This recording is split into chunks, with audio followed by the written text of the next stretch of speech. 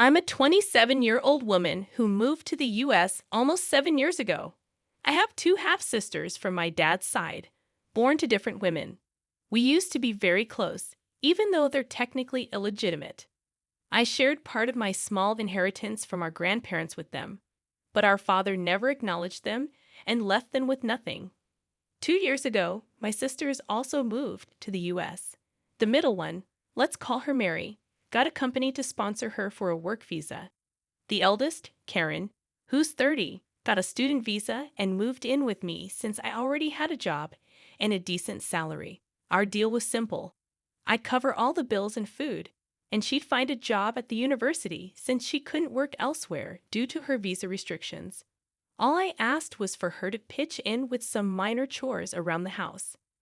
I have a dog and a cat, but I assured her she wouldn't have to worry about them while she was busy with school and work. Plus, I have a step-family who often helps out with household tasks, especially since I help babysit for them. It seemed like a fair arrangement, especially for a student. But apparently, it wasn't enough.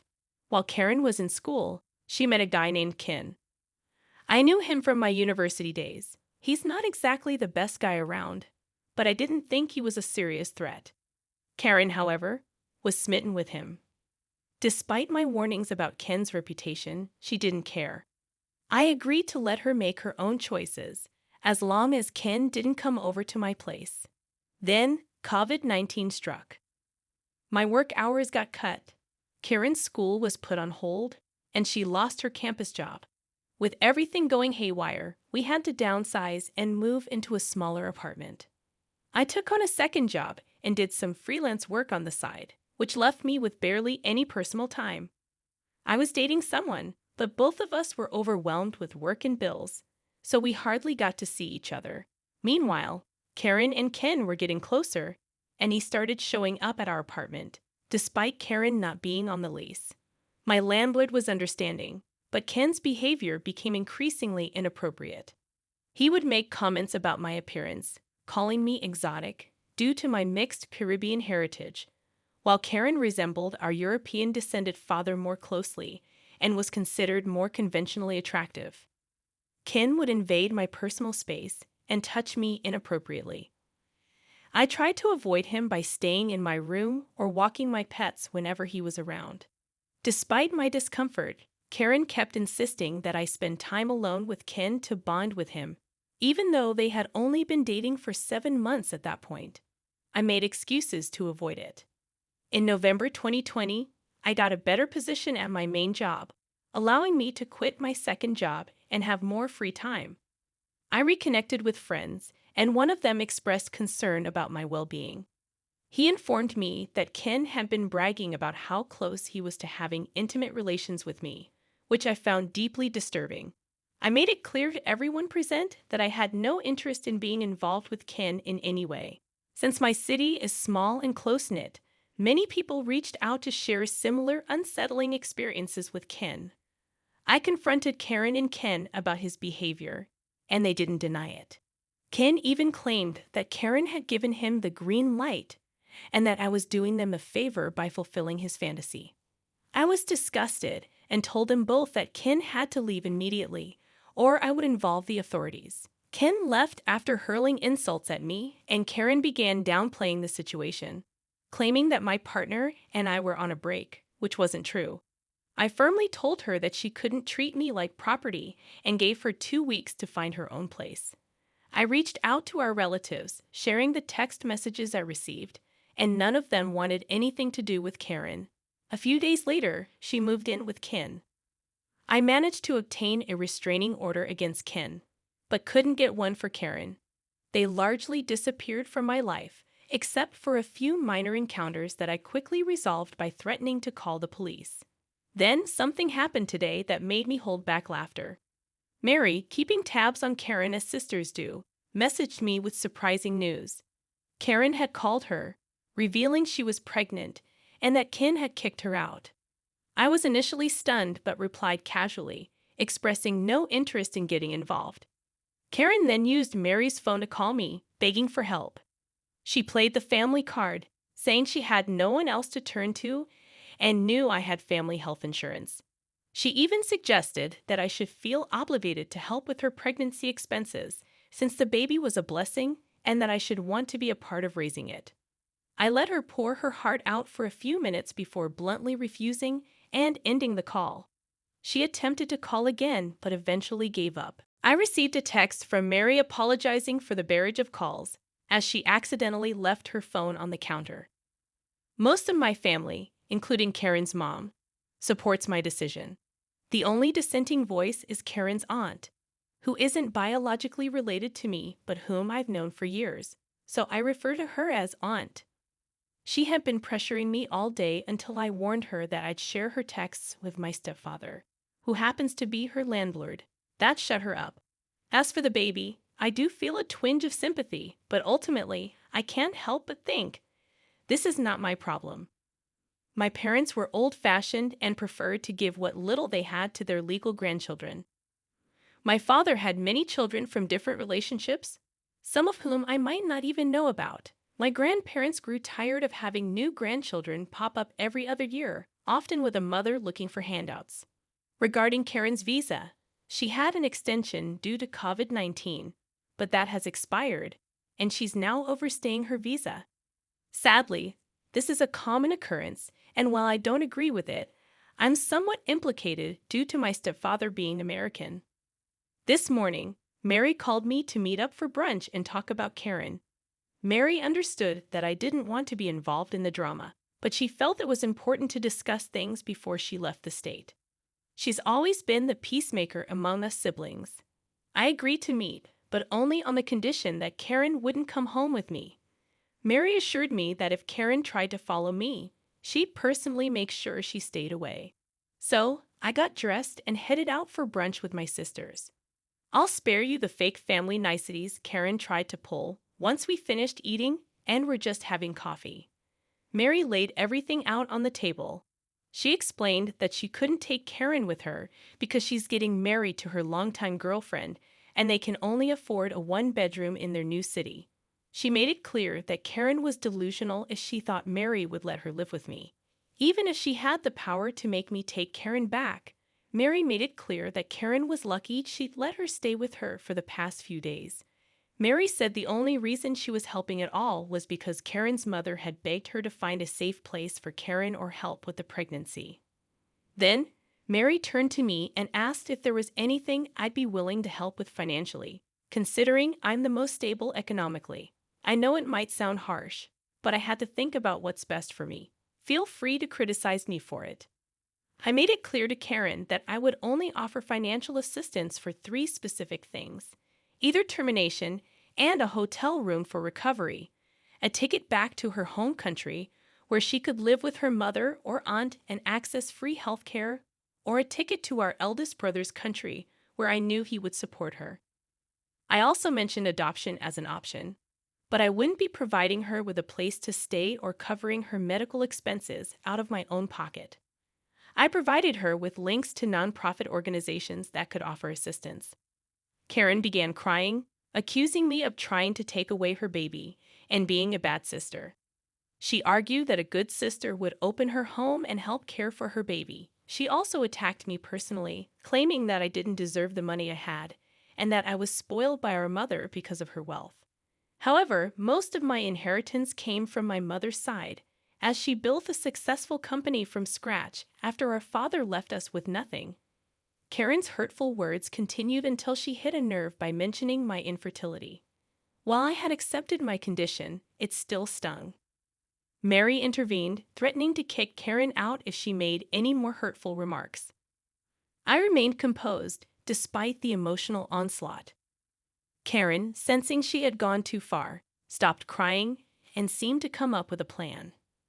Karen shocked me by suggesting that I adopt her baby, and I couldn't help but laugh at the absurdity of it. Adopting her child was out of the question.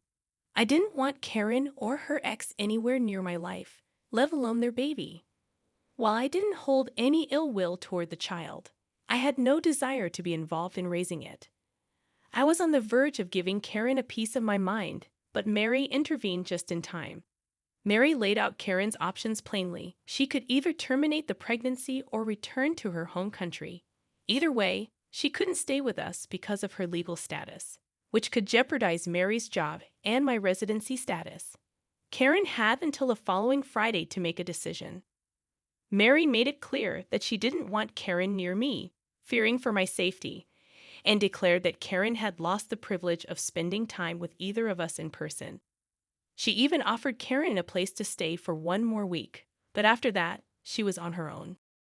Mary's assertiveness caught me off guard, but it was exactly what I needed. She swiftly paid the bill and whisked me out of there, providing the protection and support I didn't realize I needed. As we left, I couldn't help but shed a few tears of relief, grateful to have an older sister who still looked out for me. After our intense discussion, Mary and I decided to lift our spirits with a childhood tradition, getting ice cream. We talked about our plans to spend holidays and vacations together, trying to focus on happier things. Mary's girlfriend joined us, and she lightened the mood with jokes about how sad she'll be without her moving table, referring to Mary, who's taller than both of us. It's an ongoing joke between them, nothing too serious, thankfully. Later, Mary and her girlfriend will join me for dinner, depending on how things with Karen unfold. I'll try to update everyone, but honestly, I think it's pretty much over with Karen. I'm not sure if she'll choose any of the options we gave her, or just do her own thing, but either way, I'm sticking to my boundaries. And yes, Mary is my hero through all of this. If anyone was curious, Karen has made her decision. So, as the title suggests, my older half-sister Karen has made a decision. Here's the short version of what happened. Karen was living with me rent-free when she started dating a creepy guy. Her boyfriend had some disturbing fantasy involving both Karen and me, which she agreed to without my consent. I kicked her out, and she moved in with him. Eventually, she got pregnant, and he kicked her out too.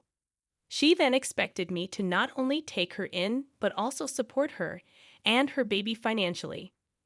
My sister Mary and I offered her a few options for her unplanned pregnancy, including termination, returning to our home country, going to our brother's home country, or figuring out how to raise the child or put it up for adoption.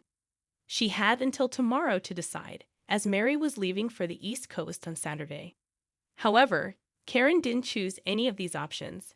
Instead, she made things worse for herself and ended up getting arrested, likely facing deportation. Here's what happened. On Tuesday, Mary decided to visit a nearby national park for one last trip before moving too far away. She left Karen with a key and some money, which turned out to be a big mistake. When Mary and her girlfriend returned yesterday, they found out that all the locks on their house had been changed. To make matters worse, Karen's supposed ex, Ken, had moved into their house. Mary should have seen this coming, but she and Karen grew up as best friends, even closer to each other than to anyone else, including me. Obviously, things had changed drastically now. When Karen and Ken claimed that Mary's house was theirs, it caused a huge mess.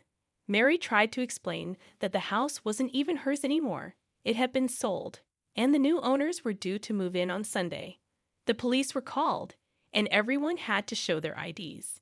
Karen only had an expired passport, which led to her getting arrested for immigration charges. Ken was arrested for breaking and entering, among other charges. Then, I got a call from Karen's lawyer, who said Karen was claiming to be my surrogate and that the baby she was carrying was actually mine. Yep, she really tried that. I made it clear to the lawyer that I wasn't looking for a surrogate or planning to adopt a child. I already have foster children, and I don't have space for another. I told the lawyer that Karen got pregnant accidentally with Ken. The lawyer tried to negotiate, saying Karen would likely be deported otherwise, but I stood firm. If that's the law, then so be it. I asked the lawyer not to contact me about Karen anymore. Apart from the scare with the new locks, Mary is okay. The realtor has copies of the new key for the family that owns the house now. Mary and I have decided to cut off all contact with Karen. I'm not sure what will happen to her, and honestly, I don't care anymore. Even our family back home wants nothing to do with Karen, and some have even apologized to Mary and me. As for Ken, his fate remains to be seen. Well, who knows what will happen with Ken? Honestly, I hope he ends up in jail. But if he doesn't, I couldn't care less. I feel like a huge weight has been lifted off my shoulders. I want to thank everyone who sent well wishes to my sister Mary and me, as well as those who shared advice that I'm really glad I listened to. This family mess has probably been the worst I've dealt with since my parents' divorce, and it all came from the last person I would have expected. I don't have any entitled stories aside from this. Karen used to be a good sister, but I guess when money and comfort come into play, people change. A quick update that's not really worth a separate post. Karen was offered the chance to leave the U.S. voluntarily without facing any negative consequences for her immigration status. She called my mom to try to convince me to give her money for the ticket. Mary and I agreed to pay for the ticket on the condition that she never contacts either of us again. Her mom is aware of this and basically told me that Karen will have to find a job within a month of arriving or she'll be on the streets. As for lawyers and stuff, I have my own immigration lawyer who's aware of the situation, and he told me that the surrogate plan wouldn't work without a DNA match or a contract, neither of which exists. So I'm safe. Mary booked Karen's trip back for Friday, and good riddance. Seriously, what was Karen's plan exactly? To just take over someone else's house, especially one that's already been sold. Karen and Ken are as clueless as they are entitled. And I'm horrified that they're bringing a child into this world. I genuinely feel sorry for the unborn baby, and I hope they end up with someone who has empathy and good morals. The timing couldn't have been better for Mary with this whole mess happening just as she's moving to another state. Karen won't know how to find her. But I do worry about Mary's girlfriend, especially since Ken is still around. For her safety, I hope she keeps tabs on him. I know she wants this all to be over, but it might be a good idea for her to know what happens to him because he's proven himself to be a real creep.